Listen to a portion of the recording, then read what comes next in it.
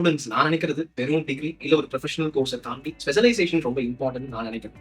அது ஏன் important, students ஏன் அதை நோக்கி நகரணும்னு ஏன்? ஸ்பெஷலைசேஷன் வந்து நெசசிட்டி. கார்பரேட்ஸ் மெயினா என்ன வேணும்? Skill set. உனக்கு என்ன தெரியும்? இப்போ டைப்பிங் தெரியுமா, ஷார்ட் ஹேண்ட் தெரியுமா, டீச்சர் தெரியுமா, கம்யூனிகேஷன் தெரியுமா, லீடர்ஷிப். இன்னைக்கு எவ்வளவு லாங்குவேஜ் தெரியும்? எனக்கு தமிழ், இங்கிலீஷ், ஓகே.